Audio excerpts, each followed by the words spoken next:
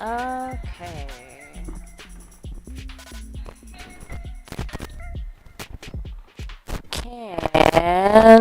Can everybody hear me okay? Hello, hello. Testing 1, 2, 3.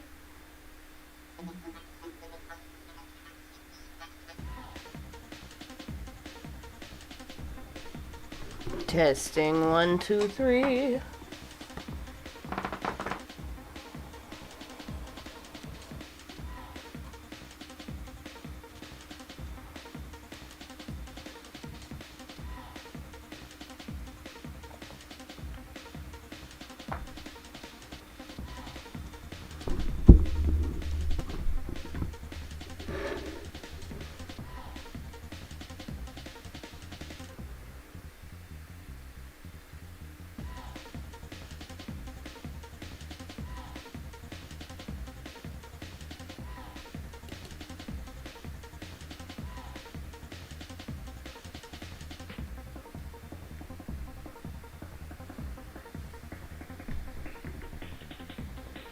Excellent. Okay. Let's go ahead and test the face.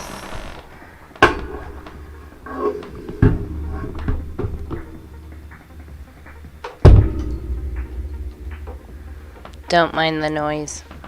I'm just moving the light around.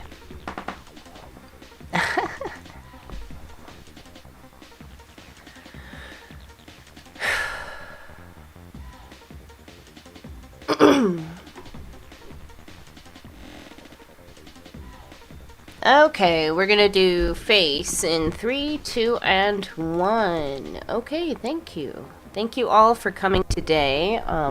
Let's kind of feeling chubby lately, that's okay.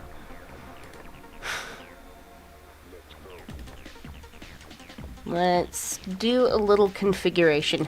Talk amongst yourselves while I do a little camera configuration. I am running a little late today.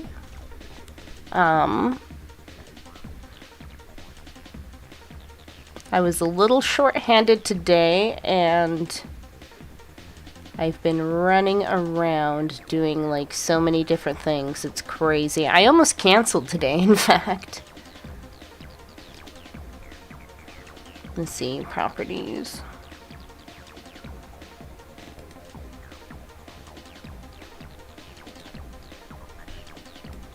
Here we go.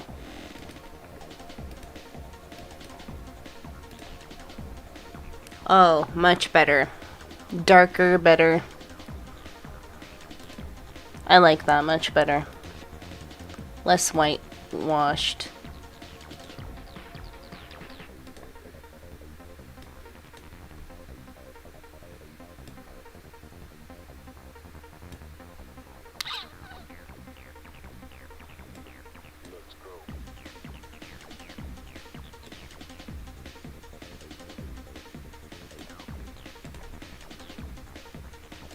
Okay, and done. I think that's good enough. I haven't streamed in so long that I feel like I have to set up my situation all over again.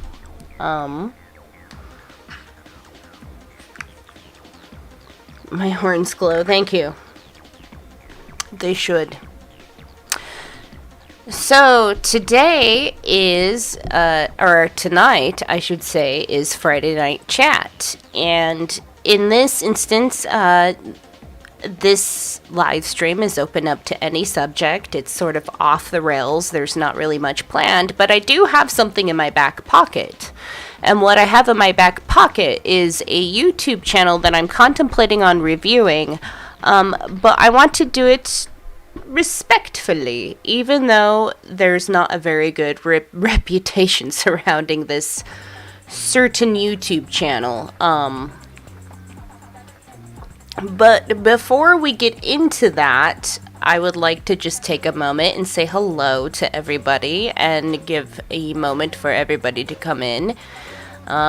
Noria, you changed your name.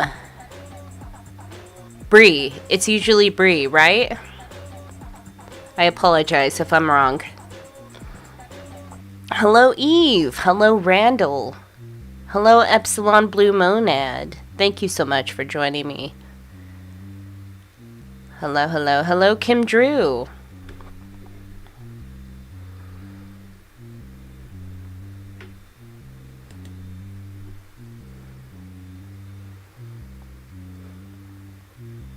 Hello, hello, hello, Katrina, hello. If I repeat your name, like, double, or if I forget you, just, like, forgive me, because I'm just going down the list. So if I repeat you, just go along with it and be like, yes, hello. And if I forget you, like, wave your hands around, please. Hello, Ellen. Hello, moist juice. Thank you for coming and bringing some moist juice to the table.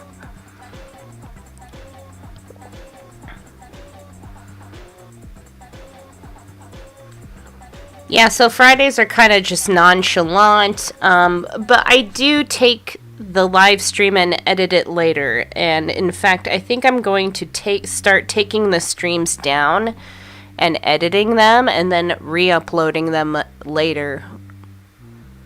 So it's sort of like, if you want to be in on the raw content, you kind of have to be here at the live. But then when it's finished, it's being taken down. I think there will be a time and a place where I'll be able to leave more raw lives up, but until then, let's keep it nice and tidy. Anyways. So anyways, yes, hello, Moist Juice, Alan Irons, Kim Drew, Noria.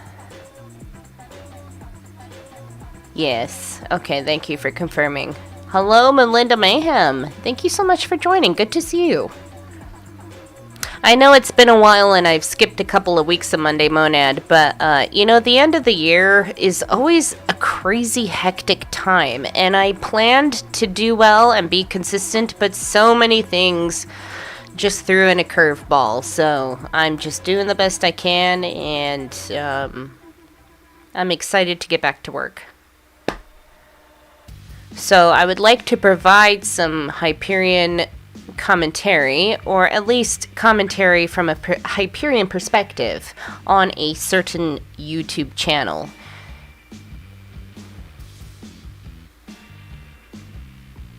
And oh, please like and share this video if you haven't.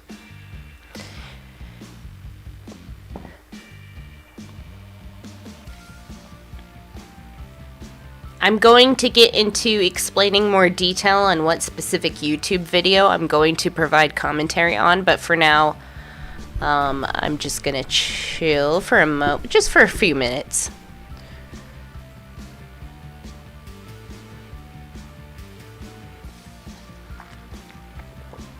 I really like the name change, Bree. That's very nice.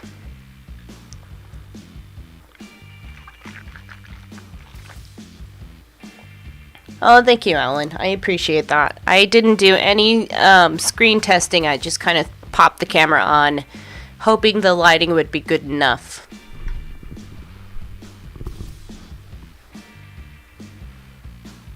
I feel like I need a pillow behind me, though.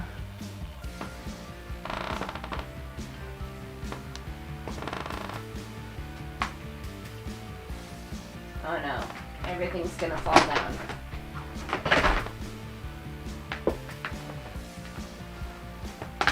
Yeah.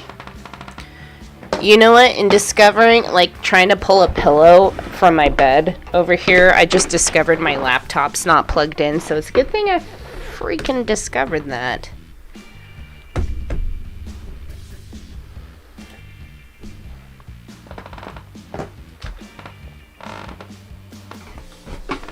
Okay, I have a blanket. I'm gonna take the blanket, I'm gonna shove it behind my back. And then I'm gonna have proper spinal support. Ooh. Oh yeah, that perks me right up. Shout out to back strugglers. You know what I just realized? I have a whole freaking Christmas tree behind me and you can't even see it behind my big head. Yeah, we need to be over here.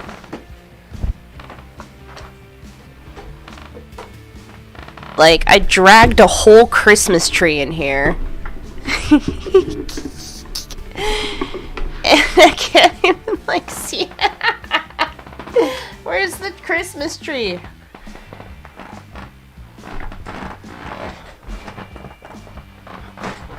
Okay, there. That's better, right? Now we can see the Christmas tree. Oh my god.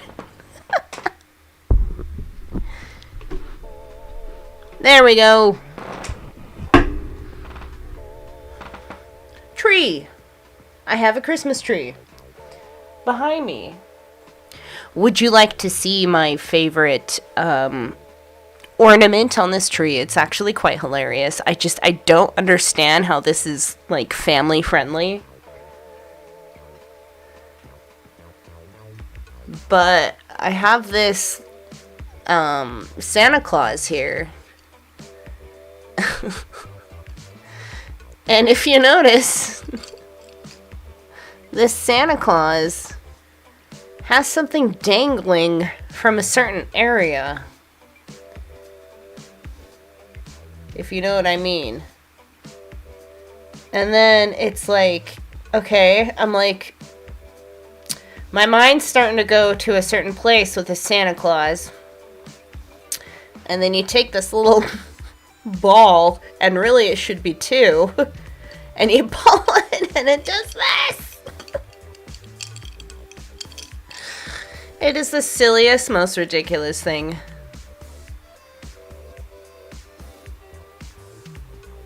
It's like pulling Santa's balls. I mean, like, well, it's like a ball, but frankly, it should be like two balls, right? Like, I'm totally... Me balls! I'm pulling on me balls! So this is my favorite. This is my favorite Christmas ornament. And even though I'm Hyperion and I don't really give much crap about Christmas, I have the tree, I have the decorations, I enjoy the visuals of it. And, I mean, come on, it's a Santa Claus and you can pull on his balls. So I just like to leave that there. And I love lights, so. How many other Hyperions in the house enjoy the aesthetic of Christmas? I mean, I try to steer away mostly from the religious aspect of it. But, like, sometimes it's cool. Like, look at this cool, like, little wooden toy thing. I like that. So I can stick that on the tree. Hey. Oh, shit. Where did I have it? Oh, hell. I'm gonna mess up the tree. This tree actually was originally in our living room. And so I just picked up the whole thing and, like, creeped away with it like the Grinch into my room. Like, I'm gonna steal this tree. So now, like, after the live stream, I have to put it back.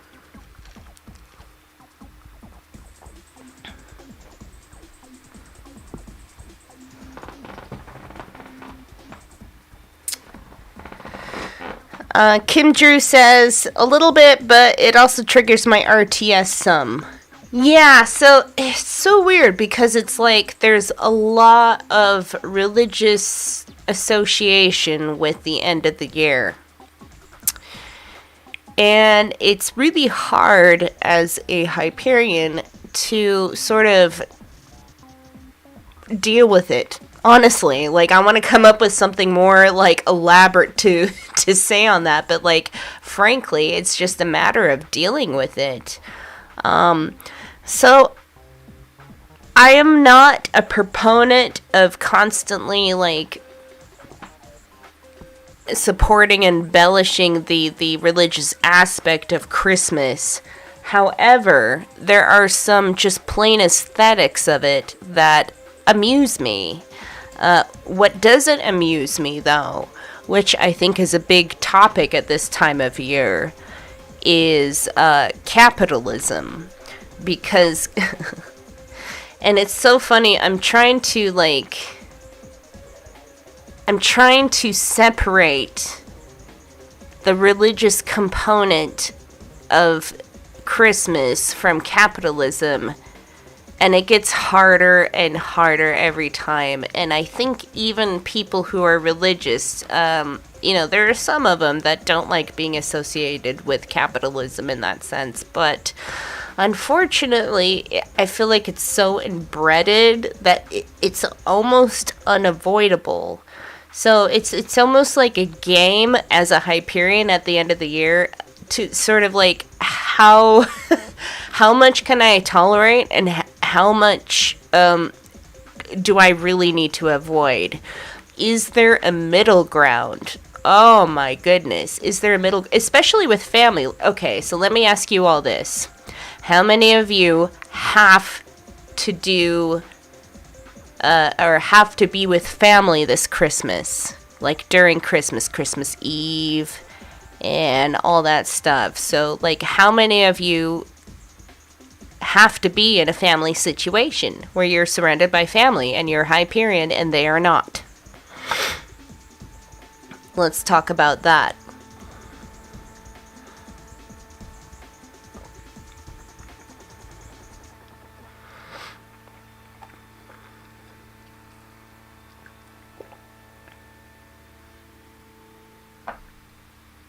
Oh, so Jeff says he can't stay. Hope you've been feeling well, Jan. The past few weeks I've been dealing with cold flu symptoms. I am so sorry, Jeff, that you are not feeling well. And I hope you feel well sooner than later, because it's just, I hate feeling sick and unwell.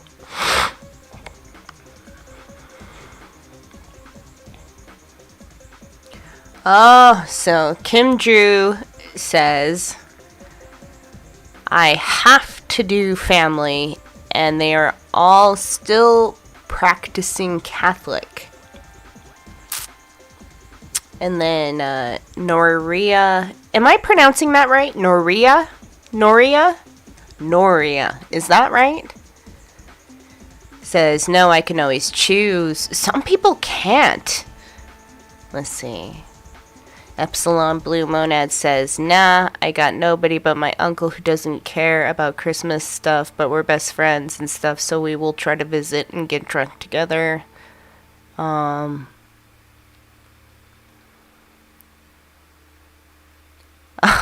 Iron says, I told my family I was only going to act like I was okay with Christmas in front of the kids, but I never get invited to any holiday parties anyway, so...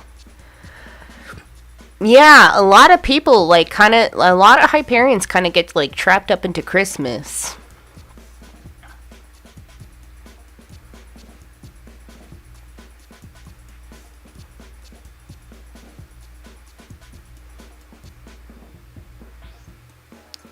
Rock On Melinda Mayhem says, we have a different tradition at home. We watch Lord of the Rings during Christmas. Is Lord of the Rings a good Christmas show? I don't know. Let's see. Let's do a poll on that. No, honestly, okay, before we do that, let's actually do a poll of, do you have to spend Christmas with family? With religious family. I hope I spelled that right. Oh my gosh. If I don't spell this right, fine. Bully me about it. It's the only way I'll learn.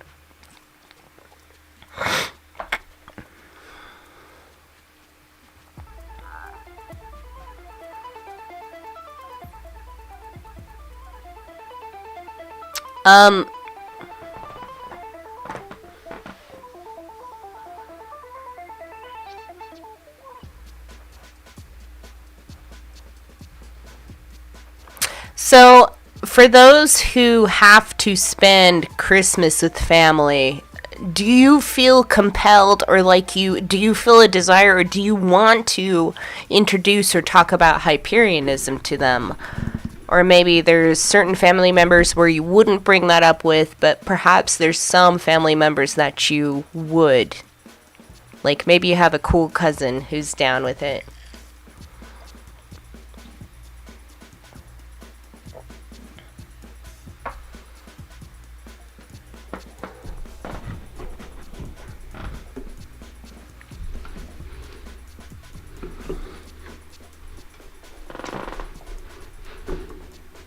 There we go.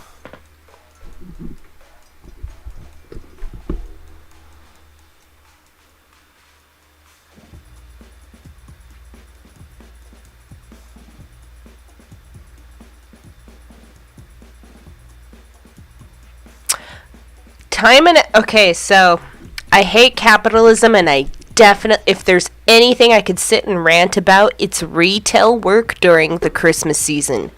Because I'll tell you, like, my first job ever was at a craft store during holiday season, and it was like the most traumatic experience of my life. And that was my introduction to working retail.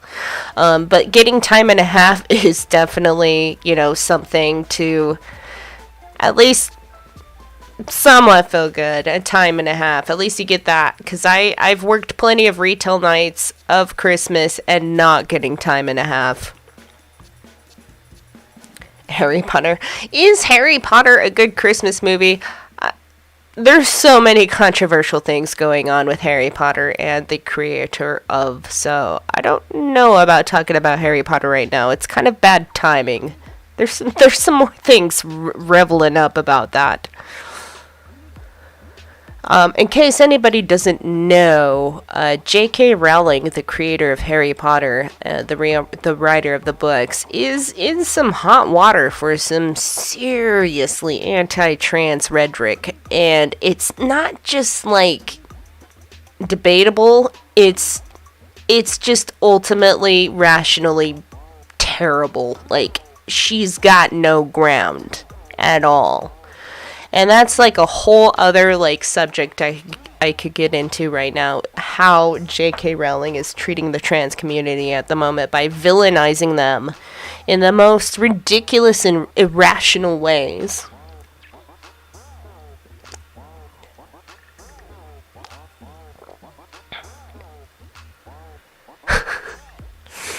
Sorry to the Harry, but by all means, I've actually done a Monday Monad video about consuming content by unethical people, or people who are considered unethical or immoral, or just like really bad. And within that episode, I mentioned there is a massive difference between enjoying content and then idolizing a creator.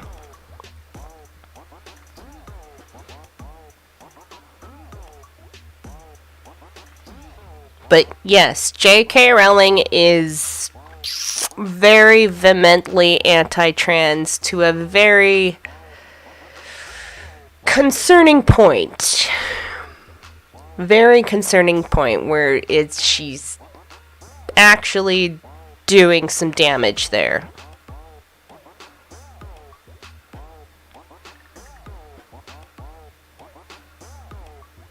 I feel like it's always a popular topic of like, do you or do you not consume content created by artists or people who are just like really terrible, or that just do super just destructive and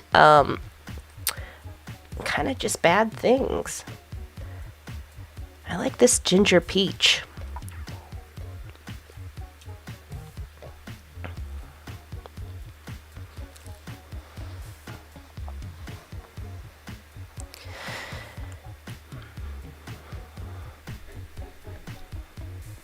No. So most people, it's interesting because I asked, but like most people are saying that they're not actually having to deal with family in any religious aspect. That's pretty interesting. I think because I myself like grew up in a religious family, I guess I sort of like was thinking that there'd be more, but interesting. Let's end that poll. Okay, let me ask you this. How many of you... Let me think about how to word this.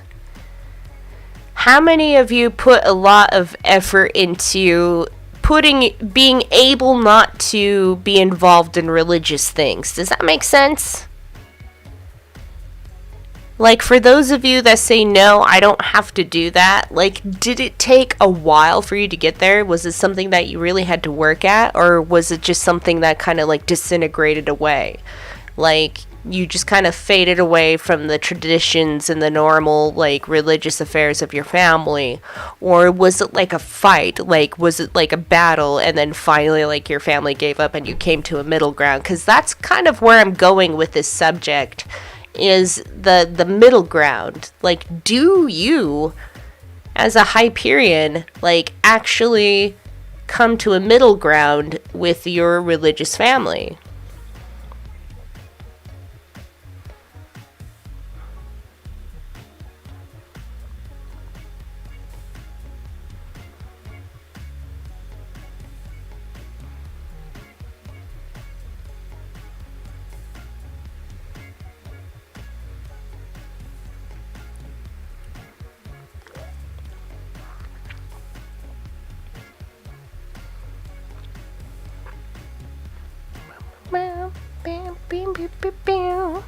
I have Loppy over there on the bed. I didn't grab him, but I do have a Loppy lump in the tree somewhere.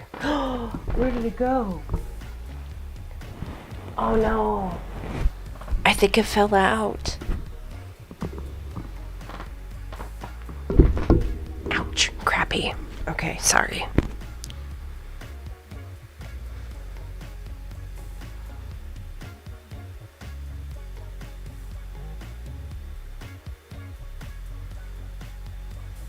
Interesting. So, hello, Cicero. First of all, hello, Cicero.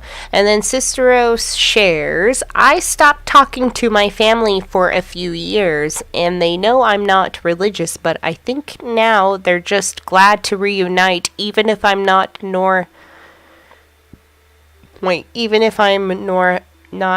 how they want me to be. Oh, yeah, no, I see what you're saying. Even if I'm not how they want me to be. I never knew how religious my grandparents were.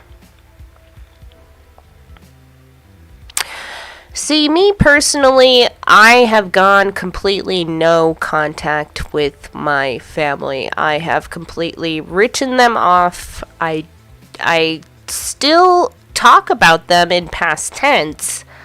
I have no problem sharing stories of my childhood and referring to them as my family and that, but currently I have gone no contact, and it has been one of the most difficult yet most liberating choices of my entire life. So it's curious to me, for Hyperions, people who, or not even just Hyperions, for those who just aren't religious, to deal with a family who is vehemently religious or just really intense, and you can't really conform to them. What you do during the holidays, for people who still, even though they don't like religious holidays, they still tolerate some family gatherings, some family get-togethers. It's curious to me to explore the middle ground there, like what is tolerable and like what isn't. So for me, what's tolerable is the decorations, of course. That's why I have the tree. And the other thing that's tolerable for me, of course, is the food. Oh, end of the year food is always good, but there's the other aspects that I feel like the family wants to enjoy. It's the religious aspects, the praying, the this, that, and the other, the representation, the church time, church activities. That's where my line would be.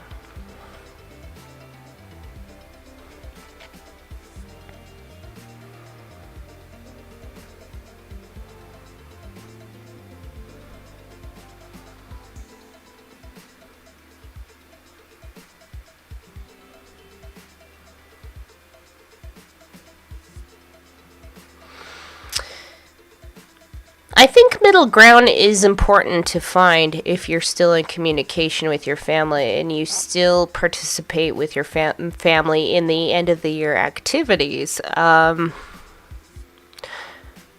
at the same time, it's also very important to stand your ground and introduce, your own ideas if you're comfortable, because, as difficult as it may be, your family members may be very tolerant of it, and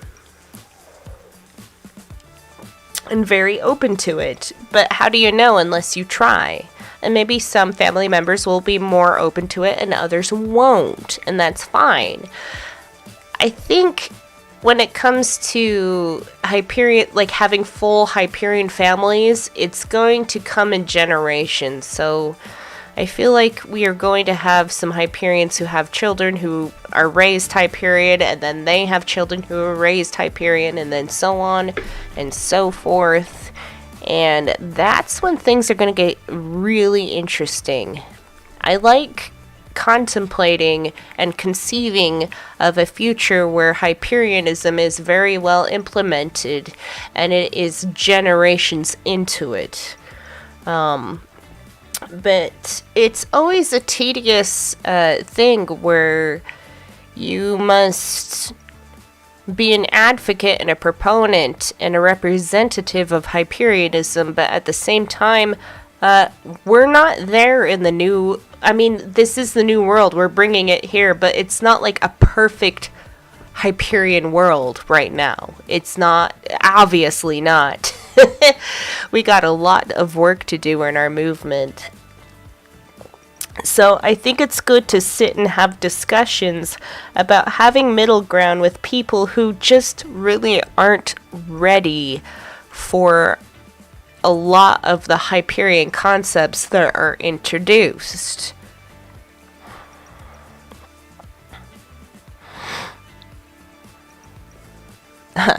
Randall says, my family has learned not to ask me questions they don't want the answers to.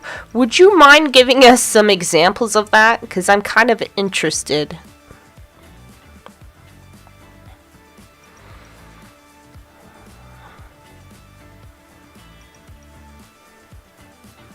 Hepsilon Blue Monad says, my roommates won't hear anything serious. It's interesting. I've had the problem where it's not even a matter of talking about Hyperionism. It's almost like you can't even speak about general philosophy to some people because it just goes over their heads. And not because they can't conceptualize it, but it's almost like they don't want to. I remember one time when I was really heavy into, I don't know, a depression. And I'm telling you, like, this was like years and years ago, and I had a coworker who I was very friendly with, and I walked up to them, and this was before Hyperionism, like when I was kind of getting into Hyperionism, and I asked my coworker, I'm like, do you ever think about death or contemplate death? And it was so weird. She was instantly just like, oh, no.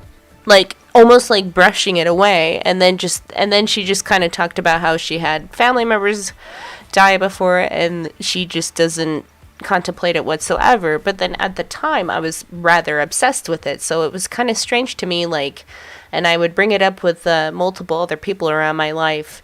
It was kind of strange to me how I went from somebody who was religious, who always talked about an afterlife, to somebody who just wanted to contemplate, like, well, what is that final moment like? And what is that moment after the final moment like? And nobody seemed to want to discuss that. So it's strange. It's like talking about death without any religious context frightens people. And I think it's because it opens them up to some idea, like, there might not be that squishy heaven that they're always told would be there. Just my personal opinion, of course. My personal assessment.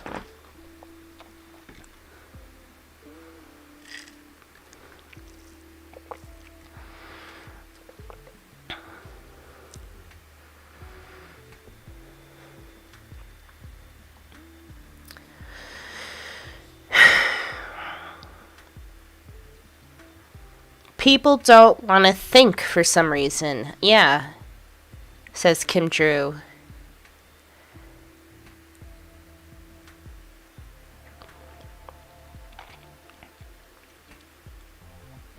Wow, Alan, yeah. Doesn't want to think that much around you. See, that's hard. So what do you do? Just like switch yourself off? Sometimes it's difficult to switch yourself off around other people. Sometimes you have to do that as a Hyperion, like more than not. And not even just as a Hyperion. If you're new here, if you're not Hyperion or you have no idea what Hyperionism is, just somebody who's very contemplative and very thoughtful about life and your place in it and your how you interact with reality and thinking about concepts like death and afterlives and things like that, but you know, without any religious context, in a more philosophical way. I think it's difficult to be that kind of, I don't want to say existential, because, like, I don't want to, like, put labels to anything, but you can be somebody who thinks a lot without knowing what they are. Why bother? Hello, why bother? Why bother?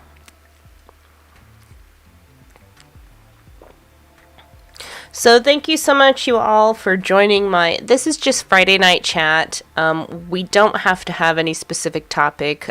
We can just go off the rails as long as it's, you know, self-actualization oriented. And in these live streams, we can also sprout ideas for future episodes. So if there's any topic you would like me to do a video on, please let me know.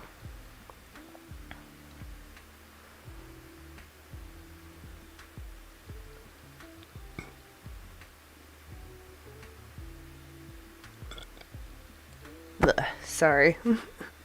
I'm drinking my sparkly water and it's really bubbly. I got my flat water here too.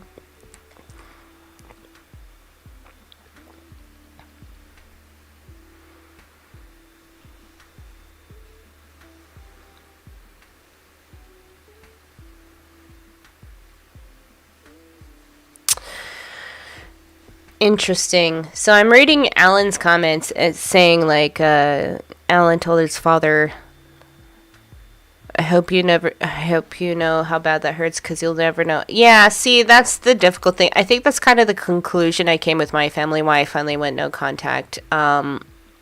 Because we were just so at odds. And there was some other stuff going on too. This wasn't just a matter of differences of religious opinions. Absolutely not. There was so much more darker stuff involved. But when it comes to the religious aspects, I just felt like it was just a one-way street. Which it had always been since I grew up. You know, when I grew up and I was shoveled and fed the religious ideology, and nothing else was acceptable at all, and anything else would be considered, you know, a deterrent or, you know, leading astray from it. And even within Mormonism, they would say, you know, it's okay to think about other stuff, but really what should be done is you come back full circle to Mormonism.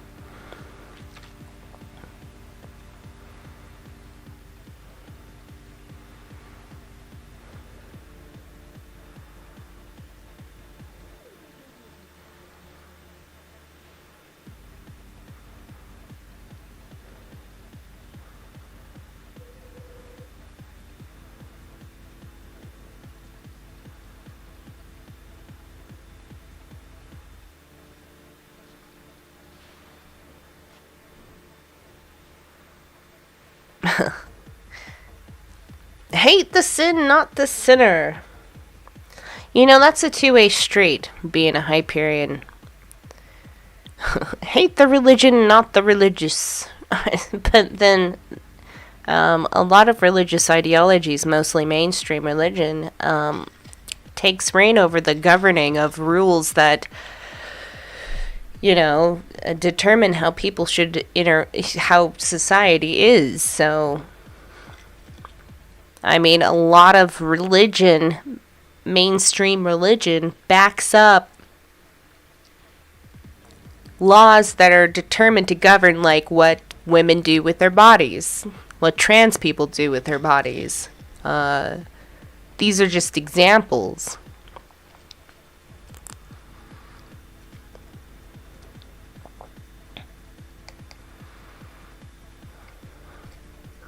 So, interesting subject. Yeah, funny how I put up a Christmas tree and suddenly this sprouts an interesting subject about finding a middle ground between, being somebody who isn't religious and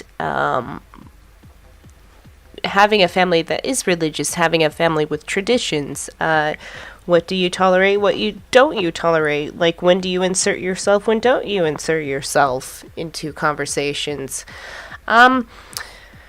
I think before I went no contact with my family, my motto, at the very end, I don't think I was as tolerant, but before my tolerance faded, I was very much in, unless it's brought up, I'm not going to give comments on it.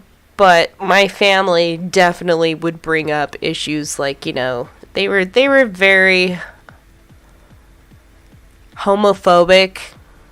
They were very transphobic.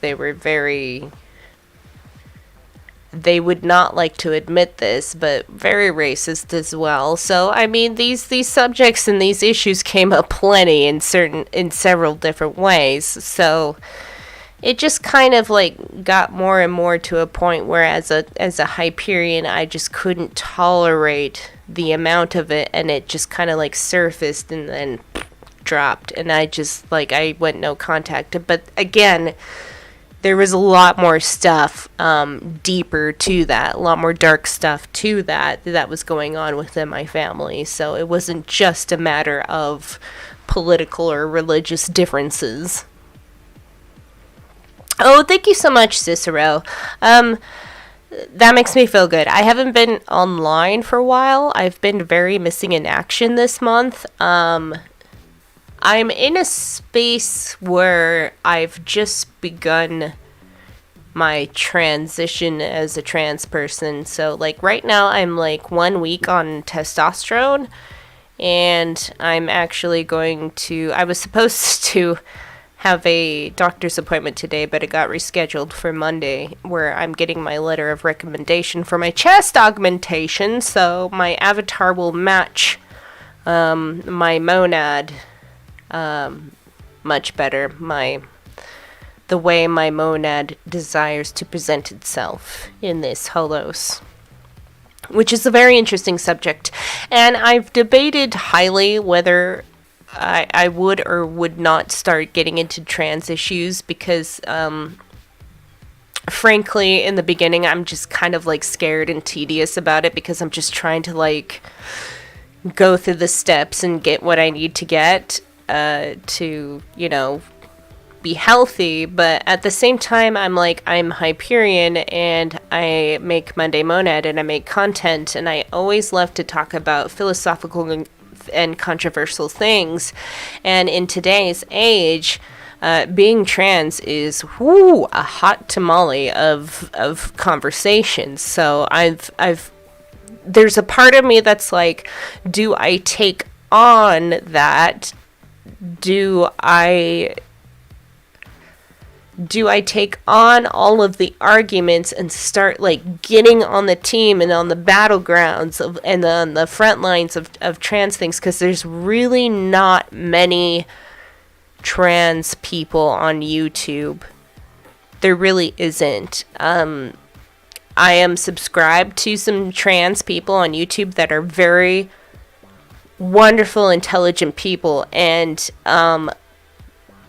they're just so undersold. It's so sad, because it's the amount of anti-trans people versus pro-trans people on YouTube is very there's just a lot of mean people on YouTube, so there's really not that many trans people on YouTube. So it's do I take on this? But then at the same time, it's do I have to? So there's so many nuances and things when I enter this world. I could honestly talk forever about it, and I'll tell you what, the very first feeling I had when I was thinking, like, I'm trans was like, am I perhaps lying to myself? So it was really weird experience. Like, am I lying to myself? Am I joshing myself? Am I just like uncomfortable with something else? Like, am I being too like irrational about this? And it was a long time before I finally like got the guts to even admit to myself in private, like, no, I am this. It was the same experience I had when I was really young, and I discovered that I was not straight. Like, it was the weird. When I first discovered I was not straight, like years and years ago, it was frightening. Like, when I had the first non-straight thought, like, I was just like, ooh, no. It was just awful. And then, like, I just had to wrestle with that. Like, why does that make me, like, feel weird? And it was the longest time before I finally had to admit, like, I am not straight. I am not a cis straight person. Like, it's been a very interesting journey. I could talk for ages about self-discoveries.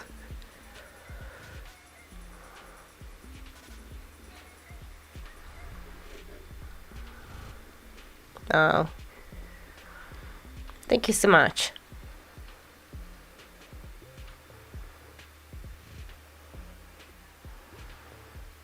Yes, Epsilon Blue Monad says, the metaphorical suicide, Cartesian doubt, freak out moments. I had a bunch of those. Yeah.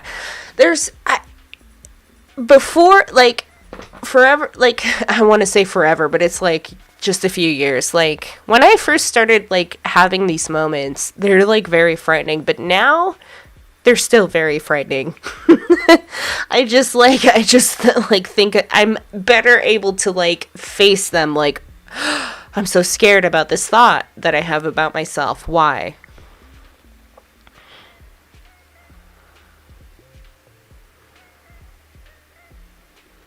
So Epsilon Blue Monad asks what the word cis means. I legit don't know. Let me reference so I can explain it right.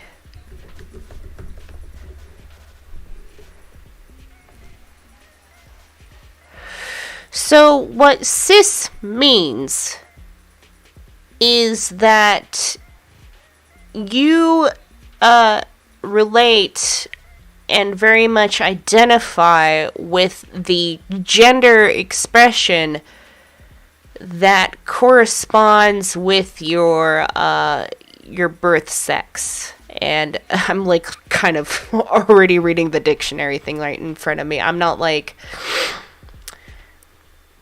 So when you are cisgender, we've got this society where we've got, you know, a certain way of like how gender is. When you are cisgender, we have male and female sex organs, because keep in mind, sex is the, as in like what you are sexed as, male or female, that is not the same thing as gender. Gender is very much a performative identity. It's performative. You perform being a man. You perform being a woman. No matter how much you dislike it and fold your arms and stomp your feet and hate that, yes, it is performative. So when you are cis, your identity corresponds with your sex as society would deem it so. So a cis man.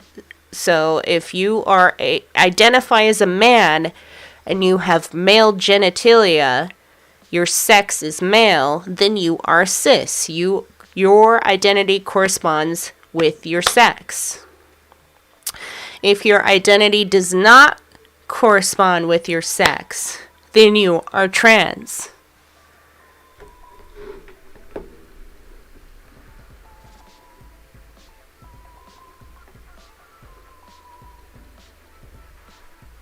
And even then, there's some nuance to that, because there's a lot of people who don't identify with being, there's being cis. There's a lot of non-cis people, non-binary people who don't identify as being trans. I personally am non-binary and trans. I don't think there's like a list that I can check off to say that I'm trans, but I know very vehemently I am trans. This body is wrong. I don't correspond with this body in so much that, yes, I am trans. So I hope that makes sense.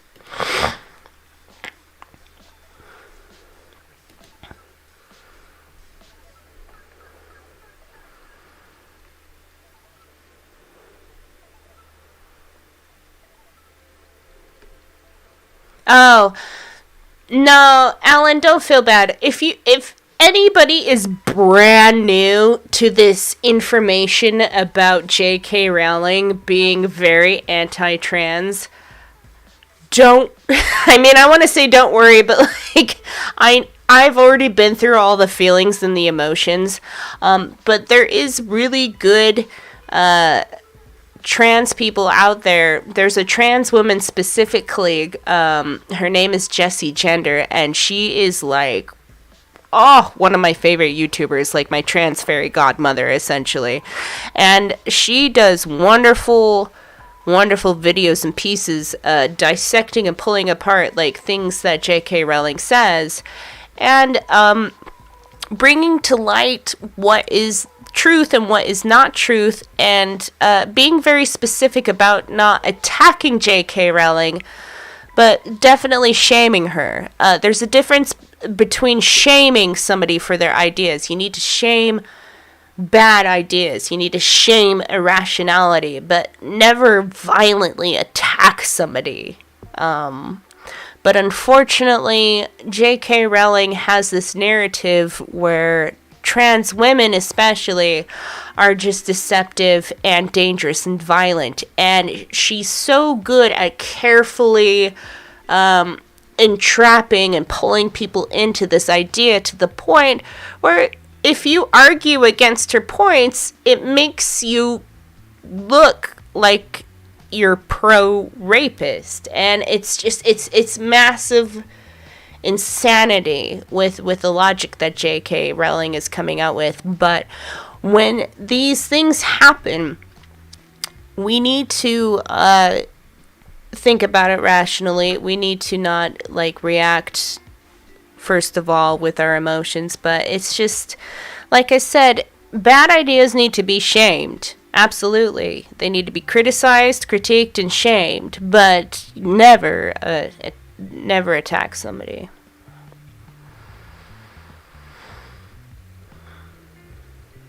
So if you're brand new to the thing, Alan, if you're brand new, Alan, do you message me anywhere, like on Instagram or Facebook? Send me a little wave. Like, wave at me. I will send you... Actually, you know what? I can post the YouTube links. Yeah, that's good.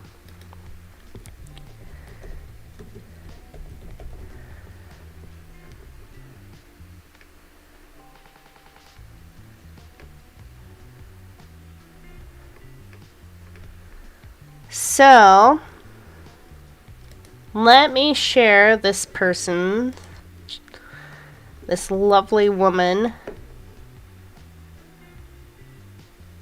I just need to share the whole thing. How do you share a whole YouTube channel?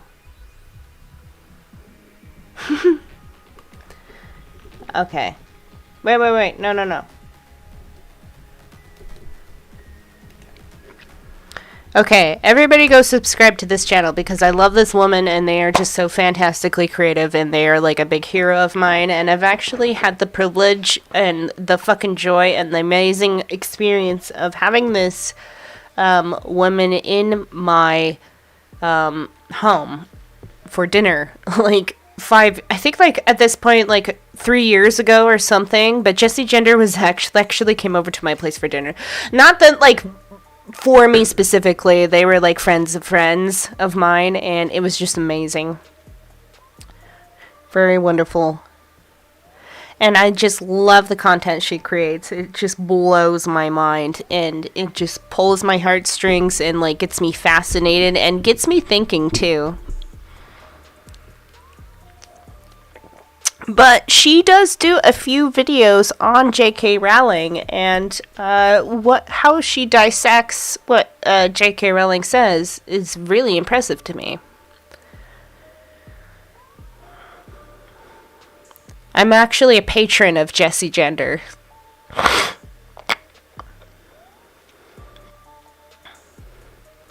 Okay, Discord and Patreon. Okay, yeah.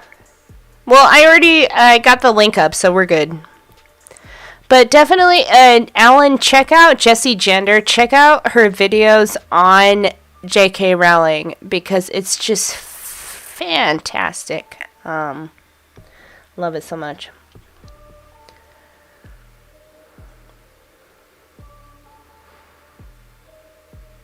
But that's weird. Sorry, I didn't mean to get on a trans tangent.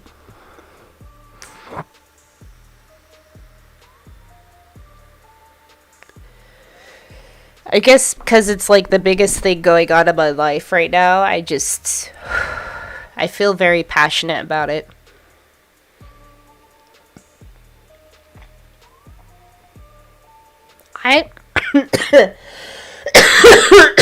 Oh, sorry.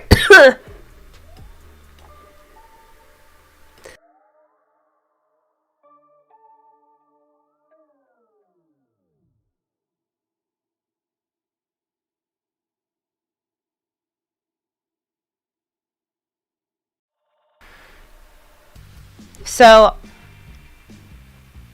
I've thought about doing some videos on J.K. Rowling, but Jessie Gender does this so well. But I still have some things to say. I don't know.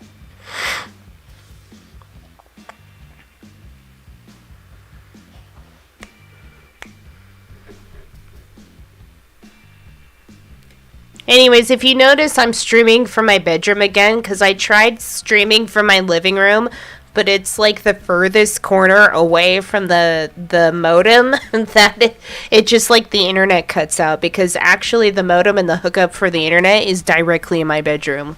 So it's like I just kind of need to stay in my corner. But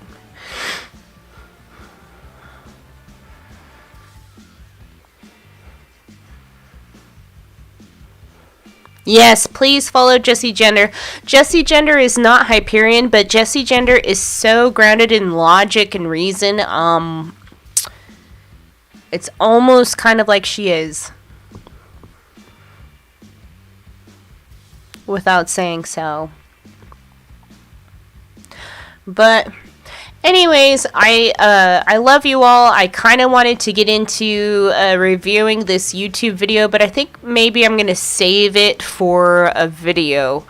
Yeah, I think I'm going to save it for a video, so it's like nicely done and done properly and not just kind of done haphazardly. And if there's something off in the videos of this person that I said I was going to say who they were, but now I think I'm just going to keep it mysterious. I don't know. I haven't done anything forever, so like the last 2 weeks I haven't posted a Monday Monad video, so at this part I feel like I just need to like do something to like rev things up again. I still have my ASMR project, trust me, that's still on the works. It's just been such a crazy, hectic month dealing with different doctor's appointments, things like that. Appointments getting rearranged. That's been the most difficult. Like, I'll wait, make time for an appointment, and then I'll get informed the last second that it needs to be rearranged. And not just for, like, medical reasons, but for, like, for example, my home has been having some plumbing problems and some, like, other maintenance problems. So, like, I'm dealing with all these different plumbers, literally like 3 different plumbers, and I'm dealing with exterminators and all these different, and the general maintenance guy like coming over. Just so many different appointments being made, waiting for people, them informing me that they're running late, vice versa, and then like rescheduling.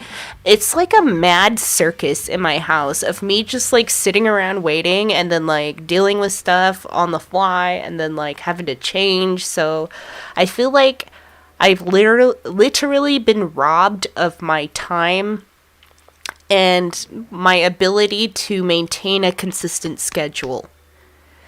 And usually at the end of the year, I take like 2 weeks off, but I feel like I've already done it. I feel like it's already happened. Like, this is the 2 weeks that I should have taken off, but I'm just exhausted. So I'm like, I have all these ideas that I want to get to, but I feel like I've got too many things cooking in the kitchen and I just need to like focus on one. So I think I'm going to do commentary on a YouTube video in a video for Monday so I can do it properly, and if there's anything interesting in the video that I feel like I need to explain better, I want to be well researched on it. But I feel like we had a really good conversation tonight about family, about the holiday season coming up, about finding middle ground, and, you know, just so you guys know, if you're dreading or worrying about any, like, family interaction, just know, like, you are your own monad. Like, no matter what narrative or whatever it is they have going on in their lives or whatever it is they have about you, like, you're going to hell or something like that, just know it's, like, their world, their thing, and it is separate from you. Like, and if you choose to have discussions with your family, I mean, find the middle ground. Like, discuss it in a way that's comfortable. Discuss it in a way that they would be familiar with. Like, even if you use religious terms, you can find middle ground and you can start to weasel and sneak in there. I don't want to say weasel and sneak. That's awful. It's just so difficult to talk to religious people. Like, sometimes you feel like you do have to, like, reword things in such a way purposefully so that they'll, you know, be open to it versus just saying it bluntly.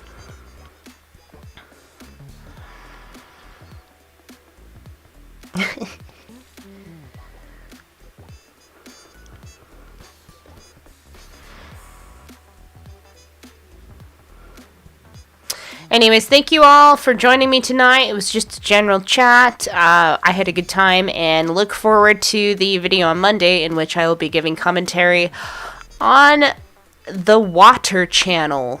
The Water Channel by a man named Moses, who is the husband of Trisha Paytas. If you don't know who Trisha Paytas is, look it up. It's really fun. Anyways... Have a good night, dear monads. I will see you Monday. Please join me in the Discord. Have a good weekend. Have a good night. Dream well. And stay awake out there, dreamers.